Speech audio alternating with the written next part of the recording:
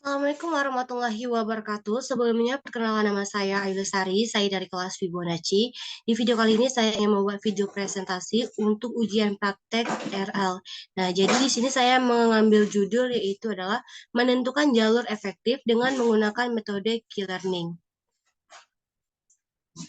Kemudian next itu latar belakang masalah. Nah, reinforcement learning merupakan algoritma machine learning yang dapat membuat agen software dengan mesin bekerja secara otomatis untuk menentukan perilaku yang sempurna sehingga dapat memaksimalkan kinerja algoritmanya. Pada saat melakukan perjalanan, baik sudah mengenal lingkungan maupun belum mengenal lingkungan, akan terdapat sebuah jalur yang lebih efektif atau lebih singkat.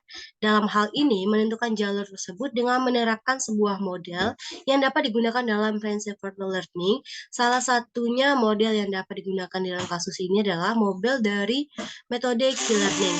Pada kasus ini, Q-learning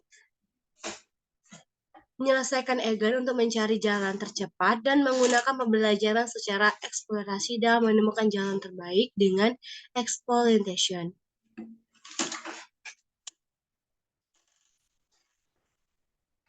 Nah, untuk rumusan masalah, berapakah episode yang diperlukan untuk mencapai convergen? Kemudian tujuannya untuk mengetahui episode yang diperlukan untuk mencapai convergen pada model metode Q-learning. Nah, kemudian ada teori. Key learning merupakan pengembangan RL yang menggunakan key values, disebut juga action values, untuk meningkatkan kemampuan agent belajar, agent berulang-ulang. Nah, untuk konsep dasar key learning, di sini ada 4. Yang pertama itu terinspirasi dari value interaction. Kedua itu ada contoh actionnya. Yang ketiga itu ada mengamati reward dan state iteration. Kemudian yang terakhir itu adalah mengambil action dengan nilai value tertinggi yaitu max Q-nya. Nah, untuk action dari setiap step dapat dihitung untuk menemukan action terbaik, best action. Nah, untuk keperluan ini digunakan key table.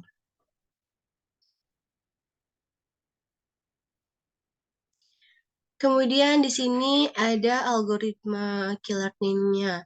Nah, untuk algoritmanya itu ada 4. Yang langkah pertama itu adalah kita akan menentukan current state-nya untuk mendapatkan hasil initial state-nya. Kemudian yang kedua, kita akan mencari dari current dengan nilai key terbesar. Kemudian yang ketiga itu adalah kita akan menentukan current state untuk hasil next state-nya. Kemudian yang keempat atau yang terakhir, kita akan mengulang langkah 2 dan 3 hingga ke restart untuk goal state-nya.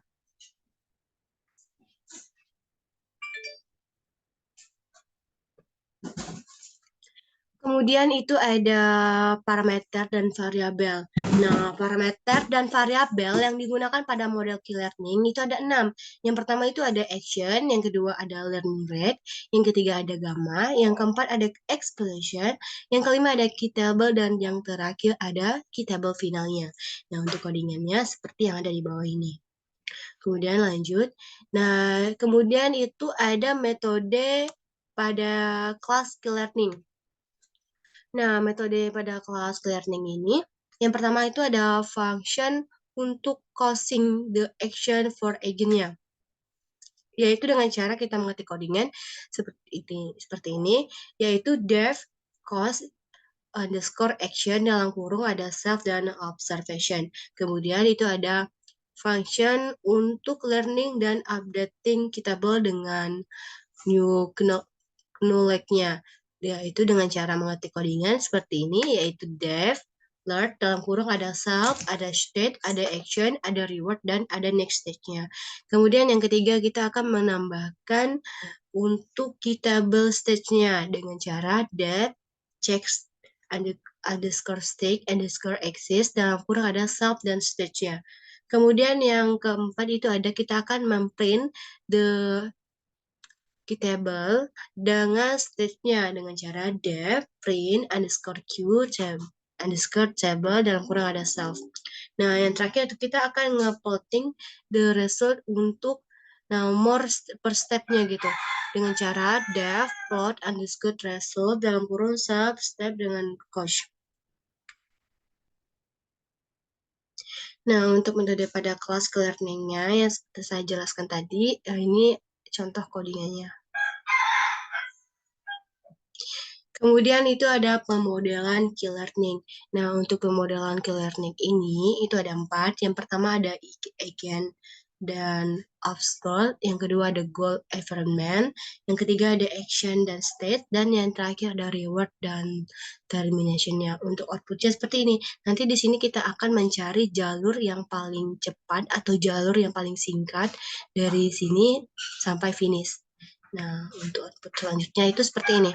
Nah, ini ada performa modelnya dan ada grafiknya untuk dari sini start sampai finish. Jadi rute yang paling cepat dari yang ada di sini berarti dari sini terus sampai ke bawah. Itu adalah rute yang paling cepatnya.